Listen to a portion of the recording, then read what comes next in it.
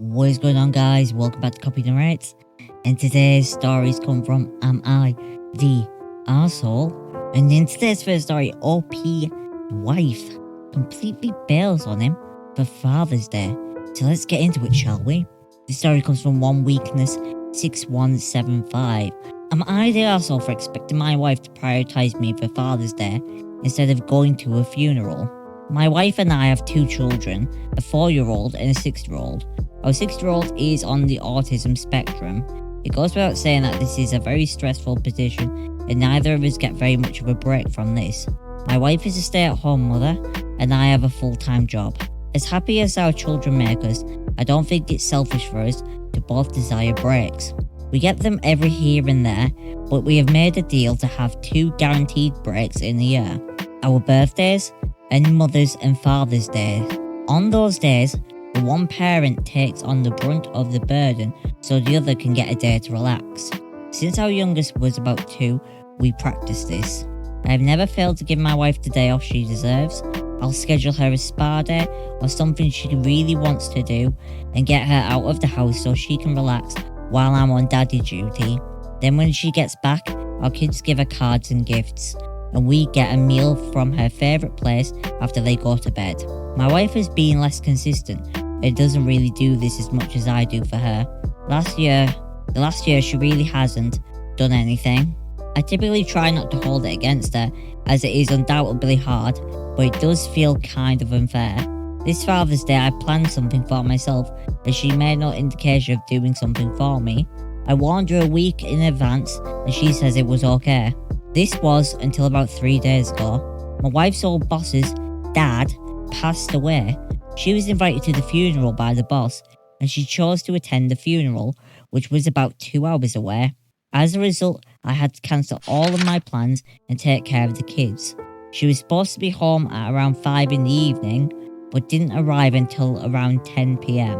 The kids were already asleep and my wife neglected to help them get even a Father's Day card for me.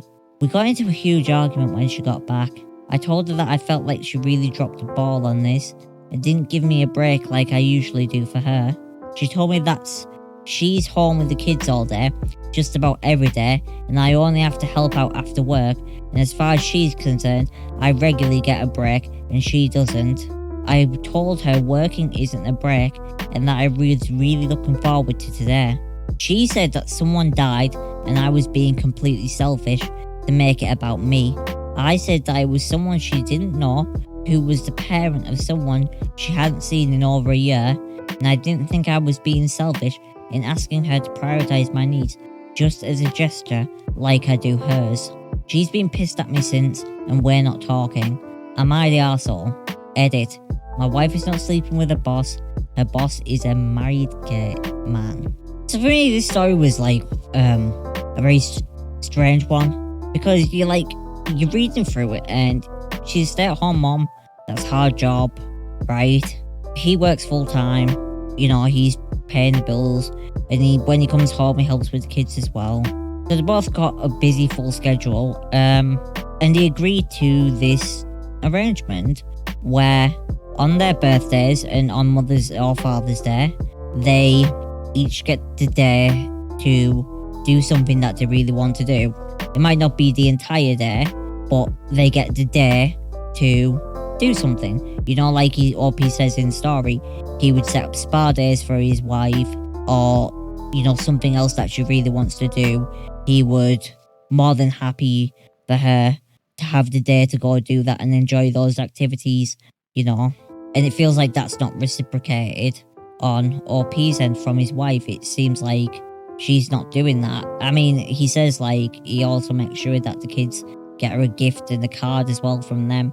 So when she comes home after having the day, spa day or whatever it is for her birthday or Mother's Day, the kids give her a gift and a card and stuff, which is really nice. And that's something that all parents should do for, you know, the other person, is also help the kids get a gift so the kids can show, you know, mum and dad how much they care. And OP's wife didn't even do that for him. She didn't get him a Father's Day card from the kids. I mean, it's a card she could have went to a store at any point and bought a card and brought something in it and had the kids sign it and didn't even do that. Anyway, let's look into the comments. So, OP has offered the following explanation for why they think they might be the arsehole. I may be the arsehole as it is fully possible that I was being selfish and wanting her to give me a day off. I also could be the arsehole as my actions may have undervalued the work she does at home already. And the commenter replies to this, I'm going against grain here and not the arsehole. Your wife could have easily gone to the funeral and came home at 5, perhaps brought dinner, did baths and bed while you relaxed. She also absolutely should have helped the kids do something special for you. Old boss's dad.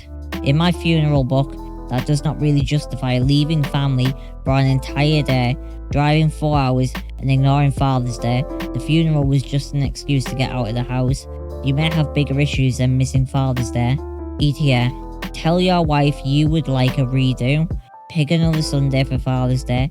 Maybe she will actually help the kids do something fun for you. And I agree with that comment. She could have at least done something with the kids so they could have done something.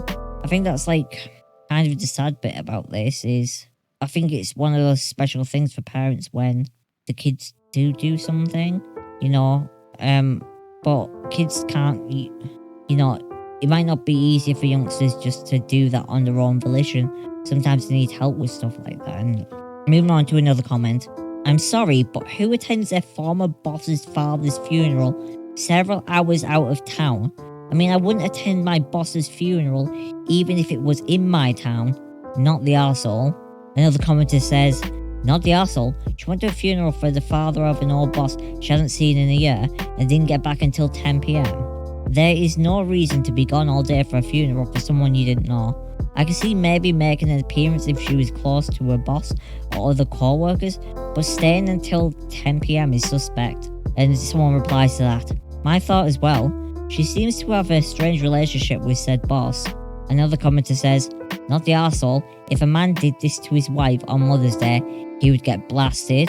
I think that's worth noting that if a man did do this on this particular thread, because it's very heavily skewed, this thread, just the way Am I the Arsehole works. If a man did this, he would have got railed and everyone would have been saying, leave him, dump him, he's a deadbeat, he's useless, get rid of him, he doesn't love you, he's cheating, get rid of him. And someone replies that, this exactly, all the You're the Arsehole posts seem to have just seen funeral and completely ignored that it was for her former boss's dad.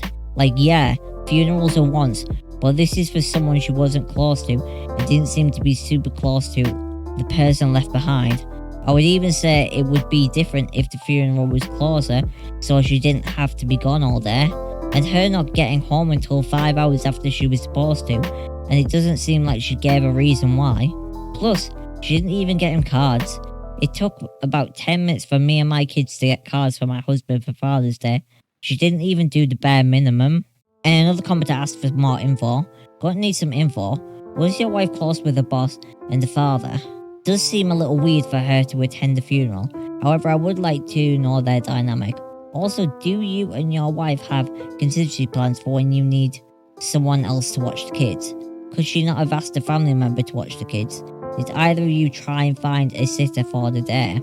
Also, why was she so late getting back from the funeral?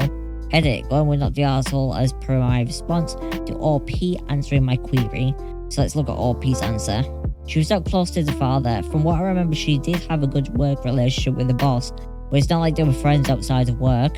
I did try to look for a babysitter after she told me that she wasn't going to watch the kids, but I couldn't find one last minute. We're also currently living out of our home country, away from family, so that wasn't happening.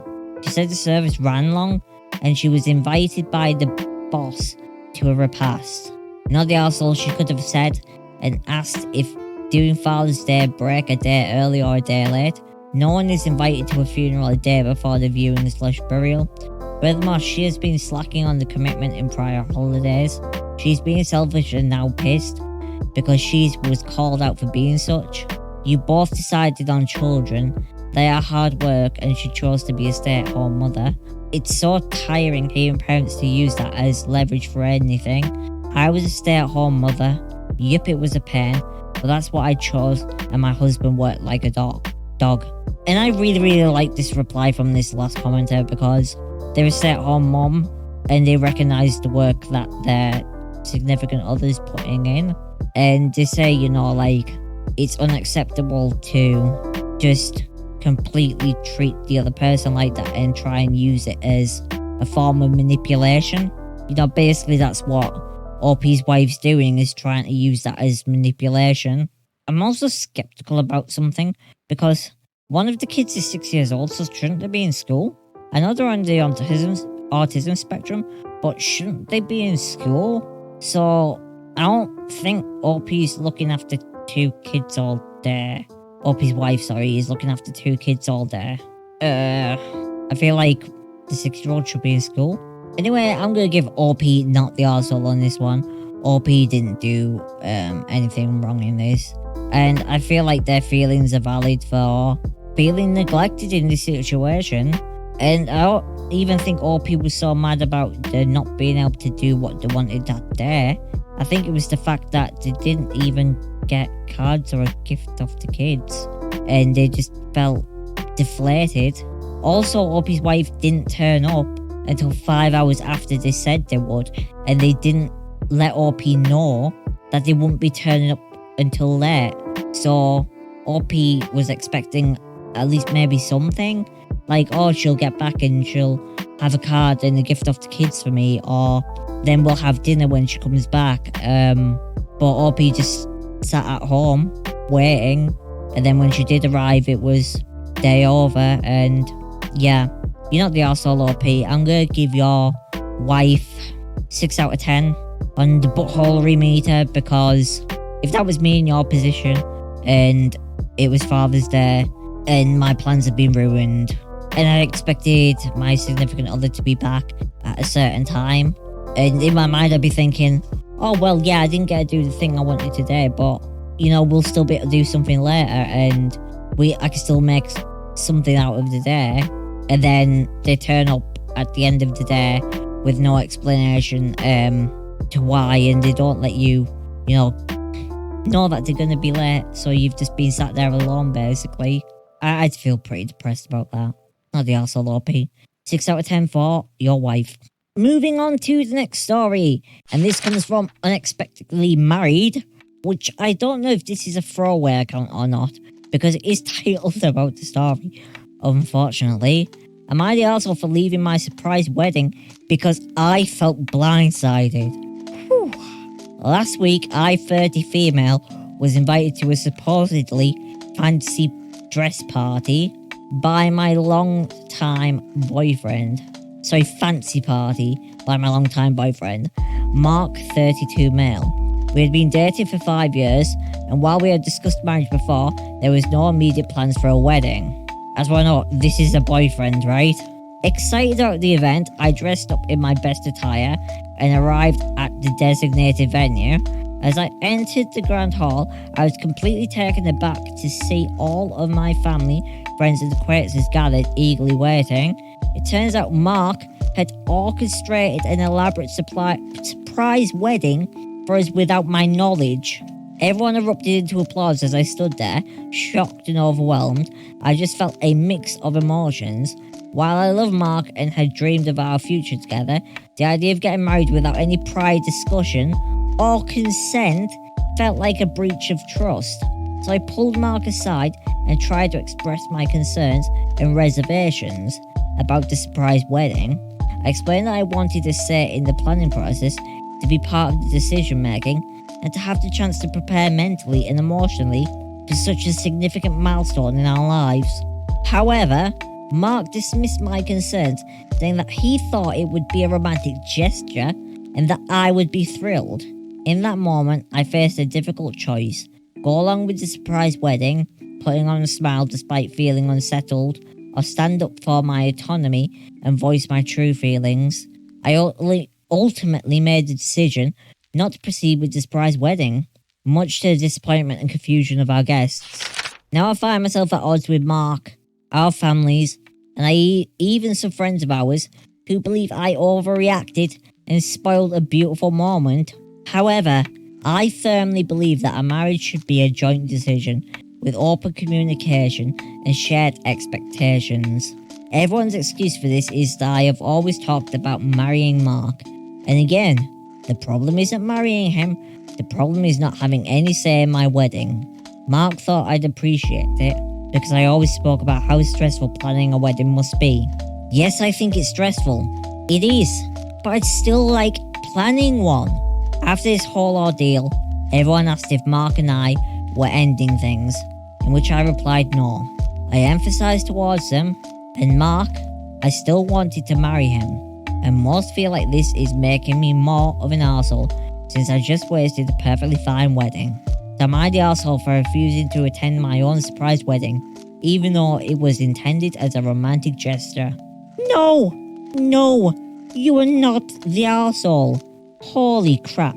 So, the one thing I want to point out here, this is the boyfriend. Yes, they've been together a while, but it's the boyfriend. OP did not write that this was her fiancé. He hasn't even asked her to marry him. He hasn't asked her to marry him yet. He just... Oh god. I feel like I don't even know. What were the people thinking in this story? Like, who was in this guy's life? Like, all these family and friends and stuff? Who was in this guy's life? Where they were like, oh yeah, surprise wedding will be great. I mean, you haven't asked her to actually marry you or anything. I'm sure this will go perfectly fine. Oh god. Like, what a stupid idea. There's so many things that you could do for surprises. A wedding isn't one of them. Like, the wedding isn't one. Especially if you haven't asked the person to marry you. Like, get the ring on the finger first. But let's look at the comment section to see what people say about this one. Oh, here's an edit. I previously omitted this from my post because of the subreddit's word count guidelines. I love surprises, it's a thing everyone has known me to love. Mark knowing that, the fact I wanted to marry him, and said wedding planning was stressful, thought a surprise wedding would be perfect. A surprise engagement is bland, because it will always be a surprise, but not a wedding, lol.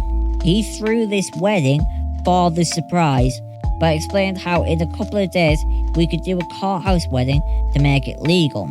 This was his only way to surprise me. I love spontaneity, but legal marriage or not, I wanted a say in my wedding. To choose the perfect date, to choose my bridesmaids, to pick out my cake. Again, due to these thoughts, everyone thinks I'm the arsehole because I could have went along with the party and do a redo legal wedding. But again, I felt blindsided and confused, so I left. The OP has offered the following explanation for why I think they might be the arsehole. 1, leave my surprise wedding even though I wanted to get married. 2, I wasted money and time from my friends and family because I wanted to say my wedding. So let's move on to the comments. Get the hell out of that relationship, not the arsehole, 100%. Another commenter posts, a marriage is a partnership, not an ambush. Also, how is he able to get a marriage license without your presence, not the arsehole? And then someone replies to that, you can have a wedding without a marriage license, it's just not a legal marriage at that point. And then once someone replies to this, and this is the important one, because people don't realise this, but this is important. Some areas have common law marriage. If she went through with the wedding, that could lead to a valid marriage in certain states, which is true. You can end up being married in common law if you've lived with someone for a certain amount of time, you have pooled assets, and if you've had something like a wedding, it could be proof of a common law marriage, which isn't a typical way of getting married, but it can happen where under the law you can be legally considered married even though you didn't actually get a marriage license and become married. So that is a valid point, that if OP had gone through with this, there is a chance that the marriage could become valid depending on where they live. We don't specifically know where they live, but someone points out rightly that this could have been the case. Not the arsehole. I'd also be asking all my family and friends if they knew about this. Who told this man this was a good idea? As you can see, many people tell OP's not the arsehole, because they're not. In this situation, they did nothing wrong. But oh boy, I'd be asking questions in this as to whether I wanted to stay in a relationship with someone who wants to make unilateral decisions with that, because Some people pointed out, alright, so it's a surprise wedding. OP might be able to forgive them for this. But this says, like, OP seriously consider, if he's willing to do this for the wedding, what's next? A surprise house? A surprise car? She says, this could be your life going on, like, surprise after surprise, and it could have major decisions. OP talks to their partner about, hey, we should think about a house in the future. Oh yeah, we should think about houses in the future. Yeah, I'd like a 3-bedroom. I'm not sure what style, but I'd like there to be room for some kids. And then all of a sudden next week, OP has this house that's bought for them by their husband. If they actually married him, by their husband partner, and it's not what they wanted. It doesn't look anything like the one. And he's just like, but I thought you'd love it. You like surprises, don't you? You said you did. And that's a major red flag in this story. Anyway, not the arsehole OP. Your significant other gets 5 out of 10 on the buttholery. 5 out of 10. I would have given him a lesser of a score, but he was very dismissive of the way you feel. The friends and family and everyone, they get a 2 out of 10 for for letting him do it and not realising that it wouldn't be a good idea. Everyone else gets a 2 out of 10 for that. And moving on to today's final story, which comes from Ionic Solar Flare. Am I the arsehole for visiting my late son's grave on his and his living twin's birthday? So to start, my son was born with a birth defect and only lived 3 hours. So this story does involve him for death. He had a name, 2 parents who loved him, and now he has a small grave in our local cemetery, buried next to the rest of my family. His twin sister, who was born completely healthy, turned 5 last week. Every year on their birthday, I take time to visit my son's grave. My wife used to come with me, but last year she didn't. I respected her decision, but went anywhere. This past year, after I got back from my son's grave, my wife confronted me. She told me she was tired of me living in the past. She said a few different things to that effect, but the one that sticks out with me the most is, he's dead? Hell, he was barely even alive. I'm sick of you disappearing for hours on my daughter's birthday night. I'm starting to think you love him more than her or me. For clarity, I always go after my daughter goes to bed. I was horrified. I had no idea she feels that way. Then I was furious with her for that barely alive comment. I'm ashamed to admit that I shouted at her, and she's now staying with the parents. I apologise for my outburst via text, but she has not responded. Her unwillingness to communicate with me makes me think I might have done something unforgivable. Am I the arsehole? OP has offered the following explanation for why I think that might be the arsehole. I may be in the wrong because I blew up at my wife, and I'm still very much attached to my son. So a commenter says, you didn't do anything wrong for sure, but there's a problem in your marriage. I think that I am going to go with not the arsehole, but the two of you need to talk. Everyone grieves differently. Another commenter posts, not the arsehole, grieve how you need to. I would guess your wife's outburst came from her going through her own grieving process, but just because she wants to move on one way doesn't mean you need to do the same. I think you should consider couples counselling with a counsellor who specialises in child loss.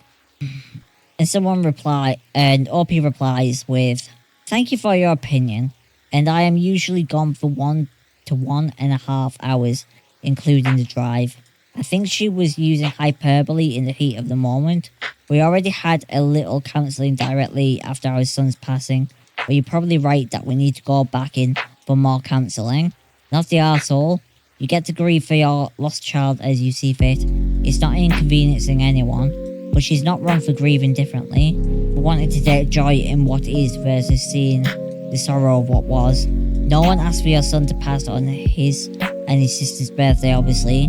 It's just a bad situation, and it sounds like this year, the grief bubbled over for you both. I'm sorry for your loss. And yeah, I'm gonna go with not the arsehole on this one for OP as well. They're not doing anything wrong. I think what is important to clarify here is, when the wife says that he's gone on his daughter's birthday, and his son's birthday, and obviously the day he died, OP isn't gone during the day. OP makes it perfectly clear that they spend the entire day with the family, and when his daughter goes to sleep, around 9 o'clock, he leaves for an hour to an hour and a half. That includes driving there and back to visit his son's grave. And obviously his other family members are there as well. And just to say a few words and spend some time there. And it doesn't sound like it's an awful lot of time because he drives there and drives back. And he does it in an hour to 90 minutes. So say that's 30 minutes driving or even 20 minutes driving each way. Then he's not really there that long. He's only there about, 20 to 50 minutes tops? 20 to 50 minutes tops? And that's presuming that even the longer trips he wasn't caught in traffic or stuck at a red light for a while. But OP's not the arsehole in this.